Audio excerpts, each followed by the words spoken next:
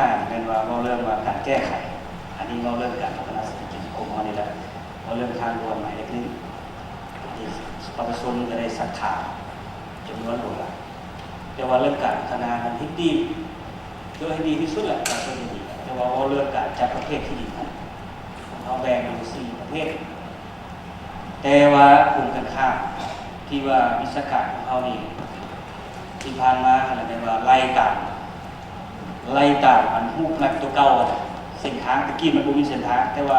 ก่อนจะพัฒนามันมีเส้นทางอันนี้ประชาชนเป็นอยากให้มันขึ้นว่าจัดประเภทให้กระเจ้ามันถึงส่วนราคาในกระเจ้าเห็นดีแต่ว่าขอให้จัดประเภทให้มันถึง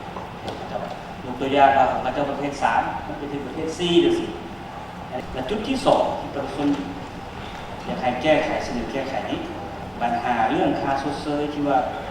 มันอยู่เขตเดียวกับเส้นทางรถไฟแต่ว่าเส้นทางรถไฟสูงกว่าแต่ว่าดินก็จะติดกันเลยคุณสมบัติได้ลุกหลายว่าสั้นๆวันนี้บางบ่อนนี่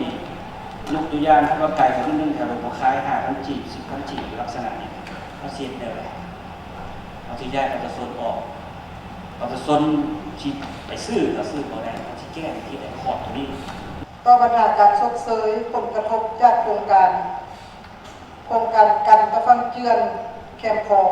เขตเมืองศรีโคตะบองเราถือว่ามีลักษณะแก้ยาวตัวนี้ลงไปพบปะประชาชนก็ได้ประชาชนเขาเจ้าก็ได้เสนอแล้วก็ถาม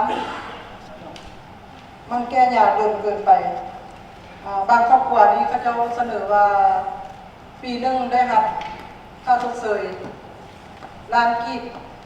แล้วยังเงินอยู่ประมาณ30 ล้านก็ต้อง30 ปีจึงค่อยจะชดเชยหมดตัวนี้ถือว่าผู้ที่อายุหลายก็เป็นญาติเป็นบริษัทเงิน